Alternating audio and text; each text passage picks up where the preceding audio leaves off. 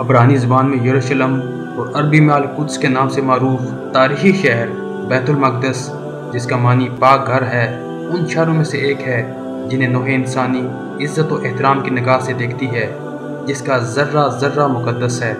اکثر انبیاء اسی شہر میں مبعوث ہوئے۔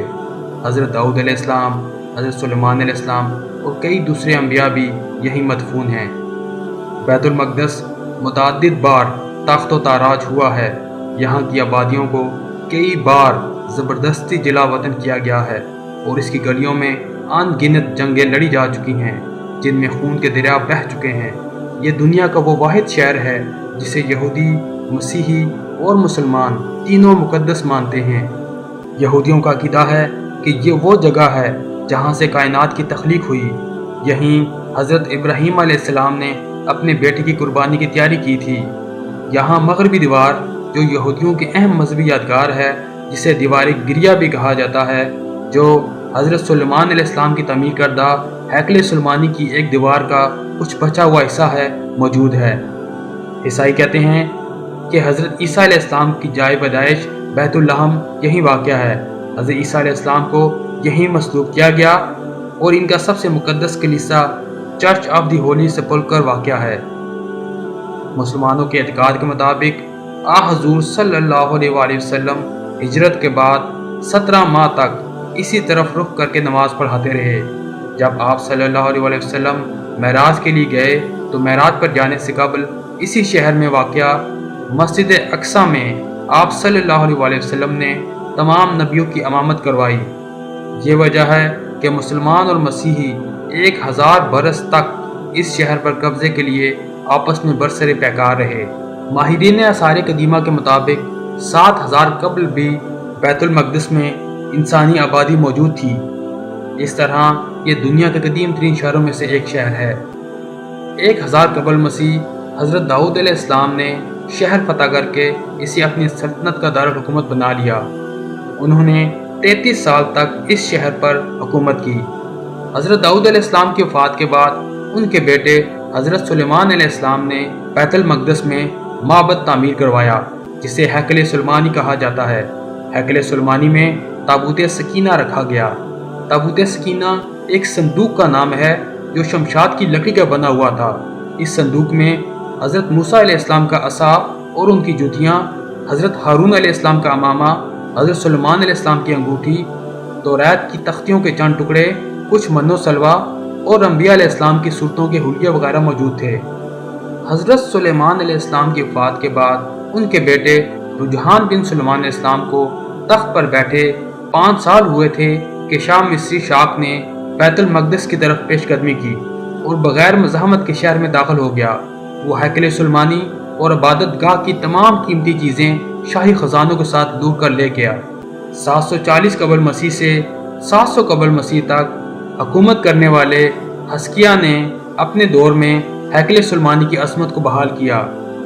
یہود کی پہلی قوم کی تباہی و بربادی بخت نصر، جسے ہم شداد کے نام سے جانتے ہیں، کے ہاتھوں 598 قبل مسیح میں ہوئی۔ اس تباہی میں نہ صرف ہیکل سلیمانی کا نام و نشان مٹ گیا بلکہ دیگر صحائف کے ساتھ ساتھ توریت بھی غائب ہو گئی۔ بخت نصر کے اس حملے کے بعد تابوت سکینہ ایسا غائب ہوا کہ آج تک اس کا سراغ نہیں لگایا جا سکا۔ 539 قبل مسیح میں ایران کے پہلے کسریٰ سائرس اعظم نے بابل کو فتح کیا تو اس نے یہودیوں کو اپنے وطن واپس جانے کی اجازت دے دی۔ چنانچہ جب یہودی بیت المقدس واپس آئے تو انہوں نے ہیکل سلیمانی کو دوبارہ تعمیر کیا۔ 63 قبل مسیح میں رومی جنرل نے ہیکل کو دوبارہ تباہ کر دیا، لیکن ہیرود اعظم کے دور میں ہیکل سلیمانی کو اثر نو تعمیر کروایا گیا۔ 70 عیسوی میں جب رومی شہنشاہ تیوتس شہر میں داخل ہوا اور رومی سپاہی یہودیوں کا تعاقب کرتے ہوئے ہیکل کے اندرونی صحن میں داخل ہوئے تو ایک یہودی نے جلتی ہوئی مشعل ہیکل کے اندر پھینک دی، جس سے ہیکل میں آگ بھڑک اٹھی اور یہ جل کر راکھ ہو گیا۔ اس مرتبہ ہیکل کی تباہی خود یہودیوں کے ہاتھوں ہوئی۔ 135 عیسوی میں جب دوبارہ ہیکل تیار ہوا تو رومیوں نے اسے گرا کر اس کی جگہ ہل چلا دیے۔ 136 عیسوی میں رومی شہنشاہ ہیڈرین نے اسے دوبارہ آباد کیا اور شہر کا نام پہلے ایلیا اور پھر कैसिटोलिना करार दिया। इस बात को फरंगी मौरखीन और माहिरीन आसार कदीमा तस्लीम करते हैं कि हेरोद का तामीर करदा हैकल तबाह हो जाने के बाद सदियों तक इस जगह पर मलबे और गलाजत के ढेर पड़े रहे। यहूदियों से नफरत की बिना पर लोग कूड़ा करकट इसी जगह फेंकते थे। 638 ईस्वी में मुसलमानों के दूसरे खलीफा हजरत उमर फारूक रजी अल्लाह तआला अन्हु के दौर में मुसलमानों ने बाज़ंतीनियों को शिकस्त देकर बैतुल मक़दस फतह किया। तो उस वक्त यहाँ यहूदियों का कोई माबद ना था बल्कि खंडर पड़े हुए थे। हजरत उमर रजी अल्लाह तआला अन्हु के हुक्म से इन खंडरात पर एक मस्जिद की तामीर हुई। मस्जिद अक्सा के करीब होने की वजह से यही मस्जिद बाद में मस्जिद अक्सा कहलाई। तकरीबन इस सादा सी तामीर के 50 साल बाद उमवी खलीफा अब्दुल मलिक बिन मरवान ने 691 को मस्जिद अक्सा और कुब्तुस सखरा की बुनियाद उठाई। ये खलीफा कुब्तुस सखरा की तामीर ही मुकम्मल कर सके। अरबी में कुब्ता का मतलब गुंबद और सखरा का मतलब चट्टान है। ईसाई और यहूदी कुब्तुस सखरा को डोम ऑफ द रॉक कहते हैं। यहूदी अकीदे के मुताबिक इस चट्टान पर हज़रत इब्राहीम अलैहिस्सलाम ने अपने बेटे हज़रत इसहाक अलैहिस्सलाम की कुर्बानी दी। एक और यहूदी अकीदे के मुताबिक इस चट्टान पर हज़रत सुलेमान अलैहिस्सलाम ने हैकल तामीर किया था, लेकिन यहूदी कभी भी बज़रिया दलील इसको साबित नहीं कर सके कि हैकल सुलेमानी यहीं तामीर हुआ था। मुसलमानों के नुक्ता नज़र के मुताबिक इस तारीखी चट्टान की अहमियत इसलिए और भी बढ़ जाती है क्योंकि आप सल्लल्लाहु अलैहि वसल्लम मेराज की रात इसी चट्टान से बुराक पर हज़रत जिब्राईल अलैहिस्सलाम के हमरा आसमानों की तरफ गए। मस्जिद अक्सा की तामीर का जो काम अधूरा रह गया था वो वलीद बिन अब्दुल मलिक ने मुकम्मल कराया।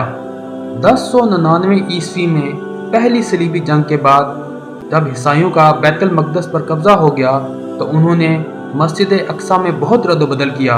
उन्होंने मस्जिद में रहने के लिए कई कमरे बना लिए और इसका नाम माबद सुलेमान रखा। उन्होंने मस्जिद के अंदर और मस्जिद के साथ साथ गिरजा भी बना लिया।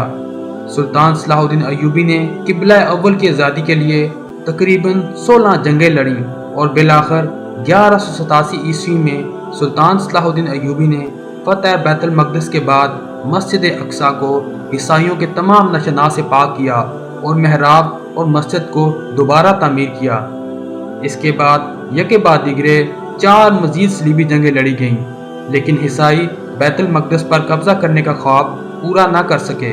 1229 ईस्वी में ममलूक हुक्मरान अल-कामिल ने बगैर लड़े बैतुल मक़दस को फ्रेडरिक दोम के हवाले कर दिया, लेकिन सिर्फ 15 बरस बाद 1244 ईस्वी में ख्वारिज़मिया ने शहर को फतह कर लिया, जिसके बाद अगले 673 बरस तक ये शहर मुसलमानों के पास रहा।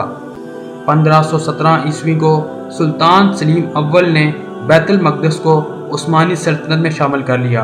1517 ईस्वी से लेकर 1917 तक ये शहर उस्मानी सल्तनत का हिस्सा रहा और उस्मानी सलातीन ने शहर के इंतज़ाम और इंसराम की तरफ खासी तवज्जो की। उन्होंने शहर के गिर्द दीवार तामीर की, सड़कें बनाई और डाक का निज़ाम कायम किया, जबकि 1892 में यहाँ रेलवे लाइन बिछा दी गई। मशहूर यहूदी और सेहोनी लीडर थेओडोर हर्ज़ल ने 1897 ईस्वी में सेहोनी तहरीक का आगाज़ किया। वो लोग इसराइल की रियासत कायम करने के लिए सरजमीन फ़लस्तीन का इंतखाब कर चुके थे। तवील सालों की साजिशों और मनसूबाबंदी के बाद 1901 ईस्वी में हर्ज़ल ने सल्तनत उस्मानिया के सुल्तान अब्दुल हमीद खान दोयम को बाकायदा पैगाम भिजवाया, यहूदी सल्तनत उस्मानिया के तमाम कर्जे अदा करने को तैयार हैं। आप फ़लस्तीन को यहूदियों का कौमी वतन बनाने की इजाज़त दे दें। सुल्तान हमीद खान दोयम ने कहा, मैं सरजमीन फ़लस्तीन का एक इंच भी यहूदियों को नहीं दूंगा, क्योंकि फ़लस्तीन मेरा नहीं बल्कि उम्मत का है और उम्मत ने इस सरजमीन की हिफाजत के लिए खून बहाया है। सुल्तान अब्दुल हमीद सानी का ये जवाब सुनकर हर्ज़ल ने फ़ौरन ही सुल्तान अब्दुल हमीद की हुकूमत का तख्ता उलटने की साजिशें शुरू कर दी, जिनमें यहूदी तंजीम फ्रीमैसन, डोनमा, वो यहूदी जिन्होंने रहकाराना इस्लाम कबूल कर रखा था, और वो मुसलमान नौजवान शरीक थे जो मगरबी तालीम के ज़ेर असर आकर तुर्की की कौम परस्ती के अलमबरदार बन गए। इन लोगों ने तुर्क फौज में अपने असरात फैलाए और 7 साल के अंदर अंदर ان کی سازشیں پختہ ہو کر اس منزل پر پہنچ گئیں کہ 27 اپریل 1909 کو سلطان عبد الحمید ثانی کو معزول کر کے ہمیشہ کے لیے جلا وطن کر دیا گیا۔ یہ واقعہ اس وقت یہودیوں کے لیے خوشی اور مسرت کی لہر بن گیا اور بالآخر 11 دسمبر 1917 کو برطانوی جنرل ایڈمنڈ ایلن بی نے اس وقت کے کمزور عثمانیوں کو شکست دے کر بیت المقدس پر قبضہ کر لیا۔ تمام مغربی دنیا کے اخباروں نے اس فتح کا جشن منایا۔ جنرل ایلن بی کے قبضے کے بعد شہر 3 دہائیوں تک برطانوی سلطنت میں شامل رہا اور اس دوران یہاں دنیا بھر سے یہودی لا کر آباد کیے گئے۔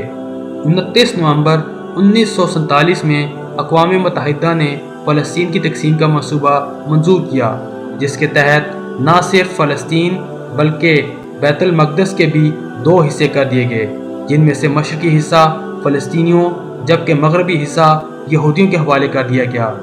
14 مئی 1948 کو مغربی فلسطین کے یہودیوں نے اسرائیل کے قیام کا اعلان کر دیا۔ عرب ملکوں کے لیے بات ناقابل قبول تھی، انہوں نے مل کر حملہ کیا لیکن انہیں اس میں شکست ہوئی۔ اس کے بعد اگلے 2 اشروں تک بیت المقدس کا مشرقی حصہ اردن کے اقتدار میں رہا، لیکن 1967 کی جنگ میں اسرائیل نے اس پر بھی قبضہ کر لیا۔ بین الاقوامی برادری آج تک اس قبضے کو غیر قانونی سمجھتی ہے۔ اسرائیلی پارلیمان نے 1950 ہی سے بیت المقدس کو اپنا دارالحکومت قرار دے رکھا ہے، لیکن دوسرے ملکوں نے اقوام متحدہ کی قرارداد کے احترام میں بیت المقدس کی بجائے تل ابیب میں اپنے سفارت خانے قائم کر رکھے ہیں۔ امریکی صدر ڈونلڈ ٹرمپ نے برطانیہ کے 11 دسمبر 1917 کو بیت المقدس پر قبضے کے واقعے کے ٹھیک 100 سال بعد اعلان کر دیا کہ بیت المقدس اسرائیل کا دارالحکومت ہے، حالانکہ دنیا بھر کے ملکوں نے انہیں خبردار کیا کہ اس اعلان سے خطے میں تشدد کی نئی لہر پھوٹ سکتی ہے۔ امریکہ کی جانب سے اس متنازع شہر میں اپنے سفارت خانے کا قیام مسلم دنیا میں بے چینی بڑھانے کے ساتھ ساتھ ایک نئے عالمی تنازع کو جنم دے سکتا ہے۔ آج بھی فلسطینی کسی صلاح الدین ایوبی کے انتظار میں ہیں کہ وہ آئیں اور بیت المقدس کو دوبارہ آزاد کروائیں۔